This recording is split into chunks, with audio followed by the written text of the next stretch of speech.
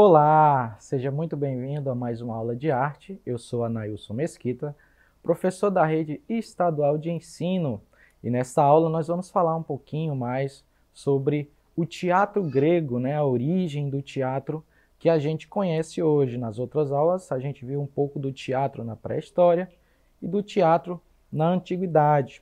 Nessa aula a gente vai falar um pouquinho do teatro, que nós conhecemos hoje, que é o teatro que teve início na Grécia Antiga. Beleza? Então vamos lá. Não esqueça de pegar caderno, lápis, tá? Para fazer suas notações. Bom, o teatro grego, teve origem na Grécia Antiga por volta do século V a.C., onde havia o costume dos cultos e oferendas aos deuses gregos, Com função social e cívica, o teatro e suas representações estavam associadas às festividades religiosas, sobretudo às celebrações que saudavam o deus Dionísio, tá, gente? Esse deus aí, deus Dionísio, é um deus principal aí quando a gente fala de teatro, tá? Por quê? Porque o Dionísio ele é considerado o deus da fertilidade, o deus do vinho e o deus do teatro. E também é conhecido como Baco, tá? Então vocês vão aprender bastante aí sobre esse deus aí quando a gente fala de teatro, tá? Bom, com celebrações que duravam 6 dias, tá?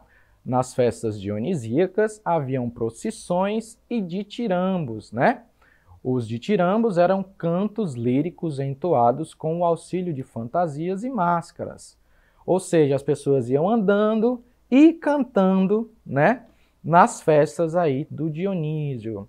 Essas festas, eles terminavam aí até o teatron, onde eles havia um lugar específico que a gente vai ver qual que é esse lugar, onde eles faziam as suas oferendas aí para o Deus, tranquilo? Pouco depois, essas manifestações evoluíram para a forma de representação inteiramente cênica, dando origem aí ao teatro,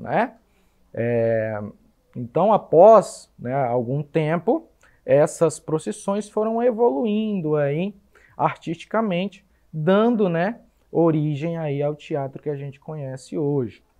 Na imagem que vocês podem observar, nós temos aí as ruínas do teatro de Mileto, na Grécia, tá? Que é uma das formas que o teatro foi construído. E a maioria dos teatros gregos da época foram construídos basicamente dessa forma. Mas na frente a gente vai entender como que era dado o nome dessas formas aí do teatro.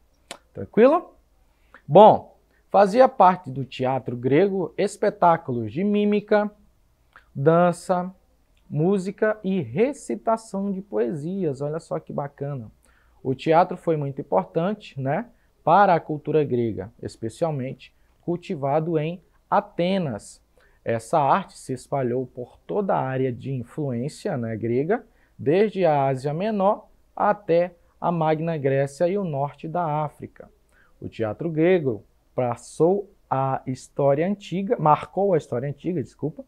influenciando inclusive os povos romanos, que levaram essa arte para as suas províncias, tornando-a uma referência para a cultura ocidental até hoje, Então, até hoje, nós temos essa influência grega aí nas nossas vidas, Através dessa arte aí que os gregos começaram a introduzir na sociedade. Bom, os primeiros teatros gregos, eram situados ao ar livre, como vocês viram na imagem, Em locais com uma boa acústica e divididos em áreas, As áreas que formavam o teatro eram a plateia, a área da orquestra, o cenário e o proscênio. Essas eram as áreas que eram dividido o espaço do teatro em si, tá bom? Geralmente os teatros eram feitos aí em encostas aí, onde tem bastante rochas, e aí eles produziam o teatro, o espaço teatral, né? A plateia era formada por bancos de madeira, que mais tarde foram substituídos por bancos de pedra. A área da orquestra era a área onde o coro realizava a sua interpretação. Era circular, em terra batida ou com lajes de pedra situada no centro das bancadas, tá? Haviam também o cenário, formado por uma estrutura que tinha função inicial de servir como local onde os atores trocavam as roupas, né? O cenário ficava atrás da orquestra e posteriormente passou a representar a fachada de um palácio ou de um templo. Na frente do cenário ficava o proscênio, onde os atores se apresentavam, beleza? Então o proscênio nada mais é do que o próprio palco em si, né? Onde acontece ali toda a trama, né, dos acontecimentos. Olha só, essa é uma imagem de como que era, né, e cada parte aí do teatro grego, né? Nós temos ali o auditório, tá, galera? Que o auditório é a plateia, tá? Ou arquibancada também, pode ser dado este nome. Nós temos ali a orquestra, que é esse espaço circular, tá bom? Onde situava-se o próprio grupo orquestral, ou, né, até nós podemos ter até dança, tá? Aí nesse espaço. E nós temos aí o altar, tá? Que tem um outro nome também, onde eram colocadas aí as oferendas para o deus Dionísio. Ali, ó, nós temos a parte mais de baixo, nós temos os camarins, certo? Onde os atores trocam as roupas, né? E o proscênio, que é onde eles se apresentavam, era onde acontecia aí as apresentações, ou seja, o palco de hoje, né, que nós conhecemos hoje. Beleza? Então essas são as partes aí do nosso teatro grego. Aqui na imagem nós podemos observar aí, ó, uma ruína do Teatro de Epidauro na Grécia, para vocês terem uma breve noção, tá? A partir da imagem, né, desenhada para uma imagem real. Olha só como que era realmente feito o teatro, né? Ali nós não temos o altar. Por quê? Porque o altar era uma pedra fincada no centro da orquestra, né? Então, poderia ser que se colocasse antes das apresentações, né? Então, na imagem nós não podemos observar que tem ali o teatro e o proscênio e também os camarins também já foram áreas que já foram demolidas com o tempo, né? Entre os teatros gregos mais importantes estão o teatro de Epidauro, que é esse que vocês estão observando na imagem, o teatro de Dodona, tá? O Odeon de Herodes Ático, o teatro de Delfos, o teatro de Segesta, o teatro de Siracusa e o teatro de Dionísio. Nós trouxemos todos esses teatros para vocês observarem. Então, nós temos aqui o teatro de Epidauro, que vocês já observaram. Esse é o teatro de Dodona, tá? Todos na Grécia, tá bom? Olha só que imagem bacana, né? A gente pode observar que ele já está bastante deteriorado com o tempo, né? Olha só o Odeon de Herodes Ático, também na Grécia, já com arquitetura mais diferenciada, aquela arquitetura que o próprio texto diz que às vezes, né, o proscênio pode se parecer com uma fachada de um prédio, né, de um palácio, ó. E nesse teatro, nós podemos observar essa concepção, né? Que o proscênio ali, ele realmente parece com uma fachada de um palácio. Beleza? Olha só as ruínas do Teatro de Delfos, também na Grécia. Todos com a mesma formação, na verdade. Aqui nós temos o Teatro de Segesta, na Grécia também. Olha só a formação. Basicamente a mesma, né? Nós temos o Teatro de Siracusa, também na Grécia.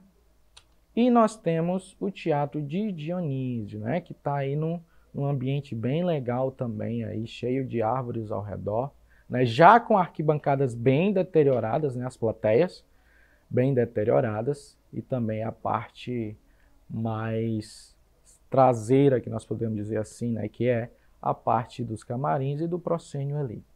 Beleza, meus amigos? Olha só que bacana, né? Durante as celebrações dionisíacas, né, se realizavam concursos de autores, as pessoas dançavam e cantavam no templo dos deuses, né, do deus Dionísio, inclusive, oferecendo-lhe vinho. A partir da evolução da festa dionisíaca, surgiram os diretores, tá, gente?